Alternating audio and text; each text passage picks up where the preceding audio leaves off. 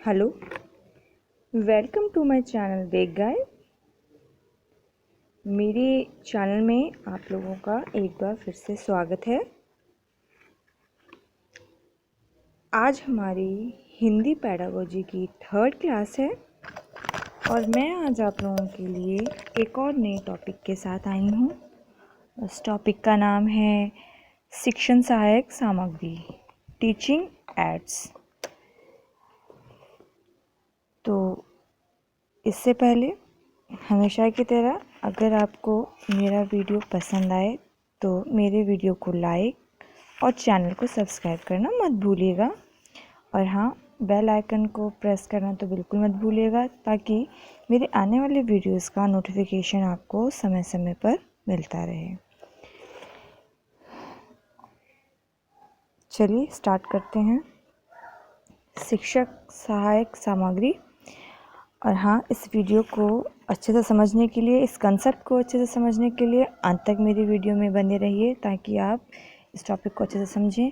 और ये most important topic है, एग्ज़ाम में इससे कई क्वेश्चंस पूछे जाते हैं। तो चलिए स्टार्ट करते हैं। अध्यापन के दौरान पाठ सामग्री को समझाते समय शिक्षक जिन सामग्रियों का प्रयोग करता है उसे सहायक सामग्री कहते हैं। शिक्षक जो है आज के टाइम में, वर्तमान टाइम में शिक्षक जो है एक आदर्श होता है छात्रों का। क्यों होता है? क्योंकि वो जो है अपने शिक्षण को एक आदर्श शिक्षण बनाता है। कैसे? पाठ्य सामग्रियों को रोचक बनाने के लिए वो इन सहायक सामग्रियों का इस्तेमाल करता है। इससे क्या होता है? शिक्षण रोचक और प्रभावपूर्ण बनता है। बच्चों में न केवल उत्साह पैदा होता है बल्कि सीखे हुए ज्ञान को भी वो लंबे समय तक संजो कर रख सकते हैं। बच्चा जो सुनता है, सुनने के साथ अगर उसको देखे भी तो बच्चा उसको क्या करता है, लंबे समय तक अपनी स्मृति पटल पे जो है संजो कर रख सकता है।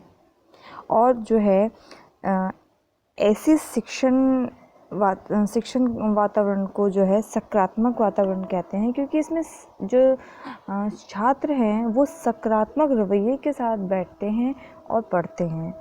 तो हम कह सकते हैं कि वर्तमान शिक्षण के अंतर्गत अध्यापन में नवीनता लाने के लिए, नयापन लाने के लिए इन सहायक सामग्रियों का प्रयोग किया जाता है ताकि शिक्षक जो हैं शिक्षण को सही दिशा में ले जाएं और जो वो परिणाम चाहते हैं वो परिणाम ला सकें। तो आप यहाँ पे डायग्राम में देख रहे होंगे कि एक अध्यापिका है, यहाँ पे एक शिक्षिका है। उसने अपनी क्लास को किस तरीके से तैयार कर रखा है आप देखेंगे। यहाँ पे छोटे बच्चों के लिए चार्ट्स भी है, उन्होंने जो है टीवी का भी यूज़ किया हुआ है, कैलेंडर्स वगैरह लगा रखे हैं, डिस्प्ले बोर्ड लगा रखा है। इन सब का यूज़ करके क्या किया है इसने कि बच्चे का जो है माइंड जो है अपनी तरफ केंद्रित कर लिया है, बच्चों का ध्यान अपनी तरफ कर लिया है, बच्चों को पढ़ा भी रही है, बच्चों को चित्र भी दिखा रही हैं। इससे क्या है, बच्चा जो है एकदम ध्यान लगा के रोचक पूर्ण तरीके से जो है शिक्षक की बात को सुनता है और समझता है, जिससे क्या होता है कि जो कक्षा का वातावरण है वो भी रोचक पूर्ण सकारात्मक होता है। ठीक है, तो अब देखिए शिक्षण सहायक सामग्री के उद्देश्य क्या क्या हैं, हमें क्यों ज़रूरत होती है इसकी। तो पहला है अनुभवों के द्वारा ज्ञान प्रदान करना। अभी मैंने आपको बताया, बच्चा जो देखता है और जो सुनता है, अगर इन दोनों को इकट्ठा कर दिया जाए, देखे भी और सुने भी, तो बच्चे के मस्तिष्क पे अच्छा असर होता है। बच्चा जो है चीज़ को अपने सामने देख के उसको अनुभव करता है, तो उसको जो अनुभवों से ज्ञान मिलता है वो ज्ञान ज़्यादा लंबे समय तक रहता है। दूसरा जो है तीव्र एवं मंद बुद्धि छात्रों को योग्यता अनुसार शिक्षा देना। देखिए कक्षा में जो है एक ही तरीके के बच्चे नहीं होते, कुछ जो है ज़्यादा प्रतिभाशाली होते हैं, कुछ सामान्य होते हैं और कुछ मंद बुद्धि के बच्चे होते हैं। तो इन शिक्षक सामग्रियों का इस्तेमाल करके हर तरीके के बच्चों को जो है शिक्षा प्रदान की जाती है। कुछ बच्चे जो हैं वो पिक्चर को देख के अच्छे से समझेंगे, कुछ बच्चे सुनने मात्र से ही समझ जाते हैं। तो ये जो शिक्षक सहायक सामग्री है ये दोनों तरीके के बच्चों के लिए उपयुक्त है, तीव्र हो या मंद बुद्धि हो। तीव्र की प्रतिभा और निखर जाती है और मंद बुद्धि बच्चों को सहायता मिलती है कि वो शिक्षण प्रक्रिया को अच्छे से अपना सके। जटिल विषयों को सरस रूप में प्रकट करना। कठिन से कठिन जो तथ्य है, अगर उसको चित्रात्मक, उसको दृश्य रूप में दिखाया जाए तो बच्चा जो है उसको समझता है, आसानी से उसको समझने की कोशिश करता है। तो इससे क्या होता है कि कठिन से कठिन जो है चीज़ें हैं वो उसको अच्छे से समझ पाता है और उसको अपने मस्तिष्क में बिठा पाता है। तो उसके बाद है गतिविधियों में विद्यार्थियों को सक्रिय बनाना, ताकि परियोजनाओं में हिस्सा लेकर छात्र वस्तुओं को प्रत्यक्ष रूप से देख, छू तथा महसूस कर पाए। शिक्षक सहायक सामग्री का उद्देश्य होता है कि बच्चों को गतिविधियों में अलग अलग तरीके की क्रियाओं में जो है बच्चे को डाला जाए, जिससे बच्चा जो है चीज़ों को, जो उसको पढ़ाया जा रहा है उसको जो है सामने से देख सकें, उसको महसूस करके सीखें, उसको सामने से देख के सीखें, ताकि उनको जो है चीज़ें अच्छे से समझ में आए। अगर बच्चा अधिक सक्रिय रहेगा तो वो पाठ को अधिक सरलता से ग्रहण कर पाएगा। ठीक है। अमूर्त पदार्थों को मूर्त रूप देना। अमूर्त जो हमें दिखाई नहीं देता, टीचर जो पढ़ा रहा है, शिक्षक जो पढ़ा रहा है वो अमूर्त है, वो दिखाई नहीं दे रहा। अगर उस अमूर्त को, जो पढ़ाया जा रहा है, अगर उसको सामने बच्चों को दिखाया जाए, उसको मूर्त रूप दे दिया जाए, तो क्या होगा, बच्चे को समझ भी अच्छे से आएगा, बच्चा तथ्य समझेगा, उसको अपने मस्तिष्क में लंबे समय तक बिठा पाएगा। तो अमूर्त पदार्थों को मूर्त रूप प्रदान करना भी शिक्षक सहायक सामग्री का उद्देश्य होता है। ठीक है। तो आगे देखिए, बच्चे में निरीक्षण शक्ति का विकास। बच्चा देख रहा है, देख के जो है ऑब्जर्व कर रहा है चीज़ को, तो उसको क्या होगा, उसके अंदर ना ये शक्ति उभरेगी कि वो अच्छे से चीज़ों को निरीक्षण कर सके, उसको देख के उसको अच्छे से ऑब्जर्व कर सके। इससे क्या होता है, उसकी जो अभिरुचियां हैं वो भी आशानुकूल प्रभाव डालती हैं इस पर। बच्चा क्रियाशील रहता है और तथ्यात्मक सूचनाओं को जो है अच्छे ढंग से जो है ग्रहण भी करता है और समय आने पर उसको जो है प्रस्तुत भी कर पाता है। ठीक है।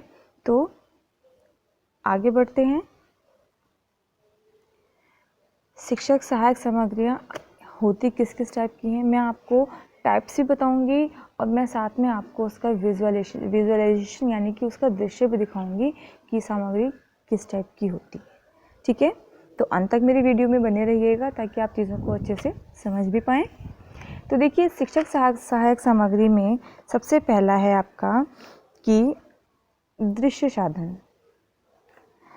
मेनली 3 टाइप्स के होते हैं हमारे शिक्षक सहायक सामग्री। एक है आपका दृश्य साधन, दूसरा है श्रव्य साधन, तीसरा है आपका दृश्य श्रव्य साधन। तो दृश्य साधन में क्या है, नाम से ही पता लग रहा होगा, इसका संबंध नेत्रों से है, जिसमें बच्चा जो है देखकर ज्ञान को अर्जित करता है। यानी कि इसमें छात्रों को जो पढ़ाया जा रहा है उसको दिखाया जाता है सामने, ताकि बच्चा उसको देख के उसको अच्छे से समझ पाए। तो इसके बहुत सारे एग्जाम्पल हैं, सूचना पट, श्याम पट, चार्ट, चित्र, मानचित्र, रेखा चित्र, नमूने, सारे एग्जाम्पल मैंने आपके सामने लिखे हैं। ये सारे दृश्य साधन में आते हैं।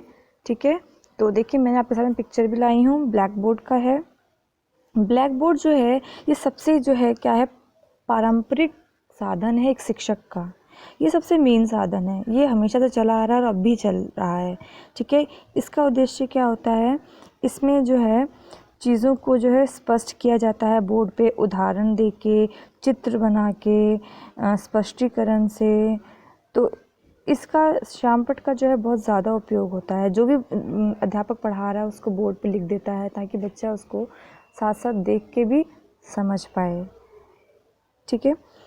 उसके बाद है आपका नेक्स्ट, देखिए एक और स्लाइड डलाई हूँ मैं आपके लिए। ये है आपका फ्लैनल बोर्ड।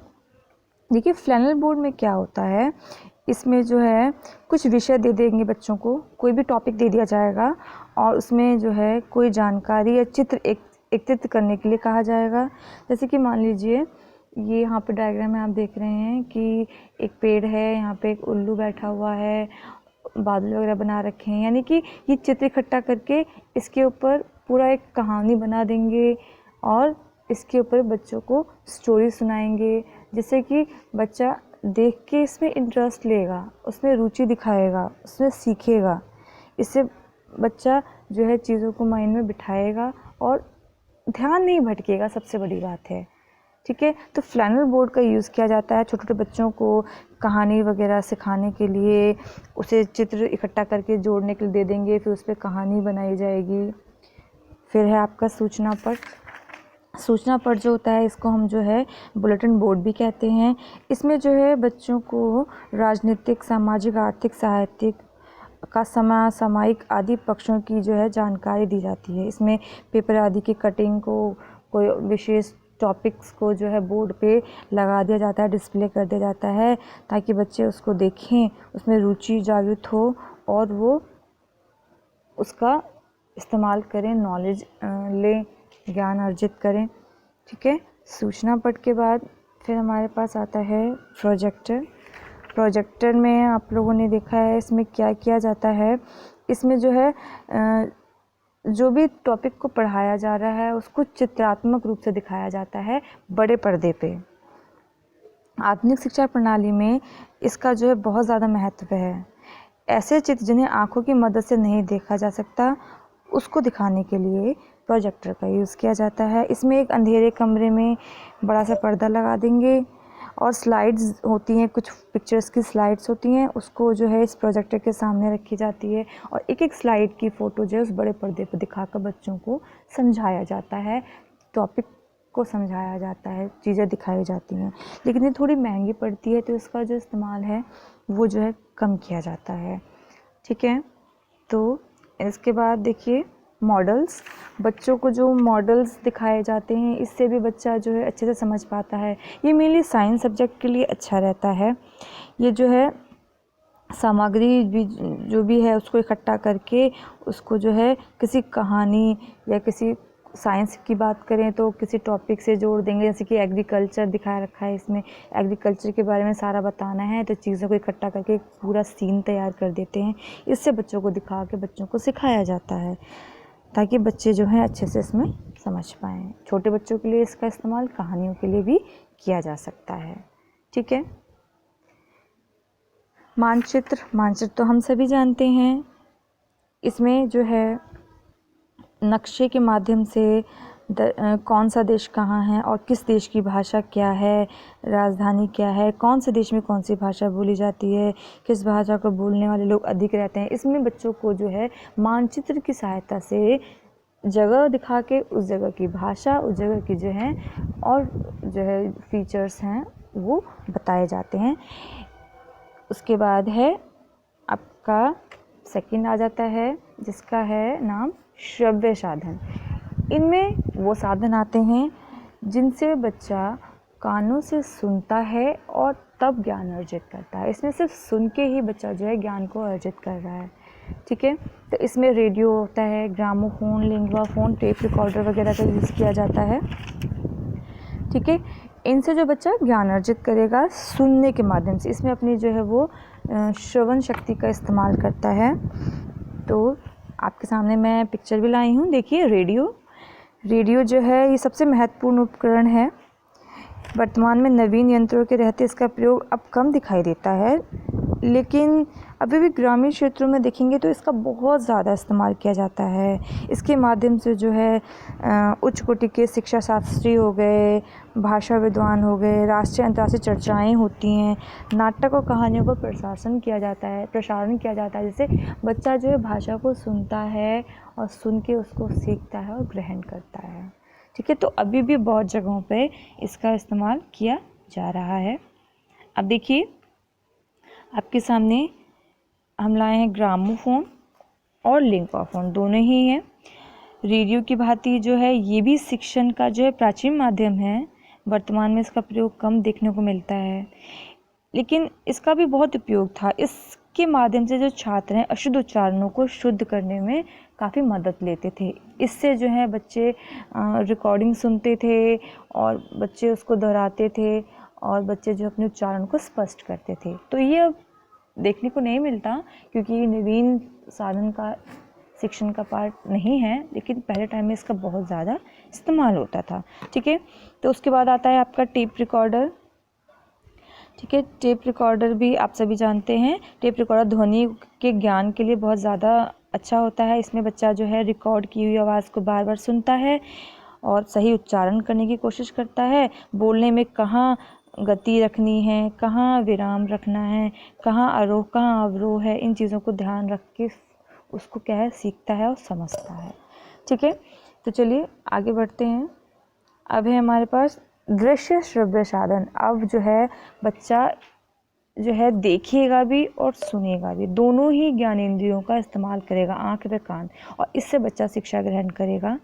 तो इससे जो शिक्षण होगा वो बहुत ज़्यादा ही महत्वपूर्ण होता है, क्योंकि बच्चा देख भी रहा है और सुन भी रहा है। दोनों ही ज्ञानेंद्रियों के इस्तेमाल से बच्चे को जो है चीज़ों को समझने में बहुत ज़्यादा ही आसानी होती है और जटिल विषयों को आसानी से समझ पाते हैं।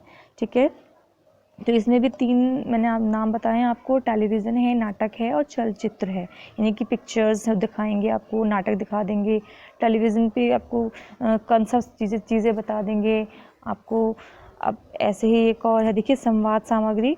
संवाद सामग्री जो है वो दृश्य सामग्री का ही पार्ट होता है, लेकिन ये नवीन शिक्षण का पार्ट है। जैसे कि आपका इंटरेक्टिव ब्लैक बोर्ड है, इंटरनेट है, वीडियो कॉलिंग है, जिसका आज के टाइम में इस्तेमाल होता है।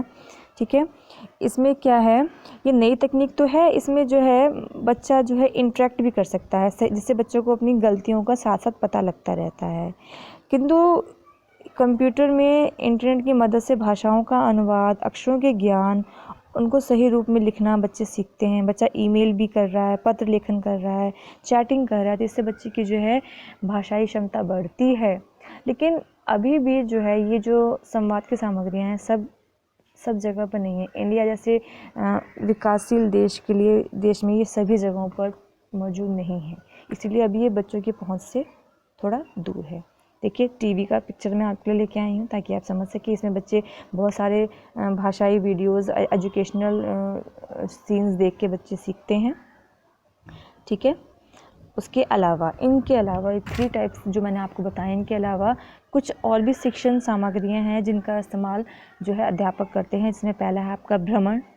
भ्रमण में क्या होता है, बच्चों को जो है उन जगहों पर ले जाके सिखाया जाता है जहाँ पे उनको पाठ में उनकी चर्चा की गई। जैसे कि पर्यावरण का अध्ययन कराने के लिए डाकघर, बैंक या मेला, इस तरीके की चीज़ों का आपके बुक में दिया गया है। तो जो शिक्षक है उसको उस जगहों पे ले जाके उन्हें बताएगा, ज्ञान कराएगा कि किस चीज़ को क्या कहा जाता है, कैसे काम होता है। इसको जो है सरस्वती यात्रा भी कहते हैं, क्योंकि इसमें शिक्षा देने के लिए, ज्ञान प्रदान करने के लिए बच्चों को घुमाया जाता है उस जगह पर। फिर है भाषाई खेल। बच्चों को कक्षा में बनाए रखने के लिए और कक्षा को रोचक बनाने के लिए जो शिक्षक है क्या करता है, कुछ भाषाई खेलों का भी आयोजन करता है। जैसे कि वो वाद विवाद रख देगा, कोई भाषण की प्रतियोगिता हो जाएगी, पहेली या कविता ऐसे प्रतियोगिता रख देगा, ताकि बच्चा जो है रोचक वातावरण में सीखे भी, उसमें हिस्सा भी ले और चीज़ों को ग्रहण करे। फिर आपका फ्लैश कार्ड है। फ्लैश कार्ड जो है छोटी कक्षाओं के बच्चों के लिए सही है। देखिए मैं आपको पिक्चर दिखाती हूँ। इसमें जो है बच्चों को सीजन्स के बारे में बताया जा रहा है। इसमें स्प्रिंग, समर, फॉल, विंटर आदि 4 सीज़न बता रहे हैं। तो इसमें जो है फ्लैश कार्ड पे ना फ़ोटो पेस्ट करके उसके बारे में नॉलेज दे के जो है बच्चों को दिखाया जाएगा कि देखो बच्चों, ये हमारे सीजन्स हैं। यहाँ पे बच्चों को देखिए शेप सिखाया जा रहा है, जैसे कि स्क्वायर कैसा होता है, सर्कल कैसा होता है। तो ये फ्लैश कार्ड का यूज़ करके पिक्चरों को जोड़ देते हैं और शब्द के साथ उन्हें लिख दिया जाता है, ताकि बच्चा देख के शब्दों से उसको पहचाने। ठीक है, तो ये छोटी कक्षा के बच्चों के लिए ज़्यादा उपयुक्त है। ठीक है, अब देखिए सहायक सामग्री को हम इस्तेमाल तो कर रहे हैं, पर इसका इस्तेमाल करते वक्त हमें जो है कुछ चीज़ों का ध्यान रखना पड़ता है। वो क्या क्या चीज़ें हैं, देखिए सामग्री जो है वो छात्रों के अनुभव, समझ और आयु के अनुसार होनी चाहिए। ऐसा ना हो कि हम पढ़ा तो फर्स्ट क्लास को रहे हैं, लेकिन हम जो सामग्री यूज़ कर रहे हैं वो 10वीं के बच्चे के लिए है। तो इससे क्या होगा कि बच्चा जो छोटा बच्चा जो वो ग्रहण नहीं कर पाएगा। तो जिस आयु के बच्चे के लिए हम शिक्षण देने जा रहे हैं, उसी आयु के बच्चे के हिसाब से ही हम उसकी सामग्री को इस्तेमाल करेंगे। ठीक है, और जो सामग्री हम इस्तेमाल कर रहे हैं वो जो पाठ्य पुस्तक की जो विषय है, जो बच्चों से रिलेटेड है, उससे जुड़ा होना चाहिए। ये नहीं कि हम साइंस का कोई टॉपिक पढ़ा रहे हैं और हम दिखा रहे हैं उसको एसएसटी का, ऐसा नहीं होना चाहिए। और तीसरी बात जो है, शिक्षक को बहुत ज़्यादा अच्छे से जानकारी होनी चाहिए इन साधनों का जिनका वो उपयोग कर रहे हैं, और इसीलिए उसको जो है पहले ही एक कृत्रिमिक वातावरण में इसकी प्रैक्टिस कर लेनी चाहिए ताकि बच्चों के सामने किसी प्रकार की त्रुटि ना हो, सामग्री सही हालत में हो, ताकि जब हम उसका प्रयोग कर रहे हैं तो किसी भी तरीके की क्या कहते हैं गलती ना हो, बच्चों के ऊपर गलत इम्प्रेशन ना जाए। ठीक है, तो चीज़ें सही हालत में होनी चाहिए। और सबसे बड़ी बात जो है, चीज़ें सही हालत में होंगी तो वो सुरक्षित भी रहेंगी। कई बार ऐसा होता है कि बच्चे अगर उनको यूज़ करते हैं तो बच्चों को जो है कोई हानि हो सकती है, क्षति पहुंच सकती है, तो सही हालत में होना भी ज़रूरी है ताकि सुरक्षा बनी रहे। और एक बात जो है सबसे महत्वपूर्ण है, जिसके ऊपर क्वेश्चंस भी पूछते हैं, शिक्षक को ध्यान रखना चाहिए कि सामग्री साधन मात्र है, साध्य नहीं। ये जस्ट पार्ट है शिक्षण का, एक इक्विपमेंट है। हम ये नहीं कह सकते कि यही सारा आधार है, इसके बिना शिक्षा नहीं होगी, ऐसा नहीं है। ये सिर्फ शिक्षण का एक पार्ट है। तो इसके ऊपर क्वेश्चन भी आया हुआ है कि जो सहायक सामग्री है वो क्या है, वो साधन मात्र है या साध्य है। तो इस तरीके का प्रश्न जो आपको पूछा जा चुका है। तो आज का वीडियो यहीं ख़त्म होता है। आपको वीडियो पसंद आए तो मेरे चैनल को लाइक ज़रूर करिएगा। ठीक है, थैंक यू फॉर वॉचिंग। ठीक है, बहुत बहुत धन्यवाद। मिलते हैं अपने अगली क्लास में।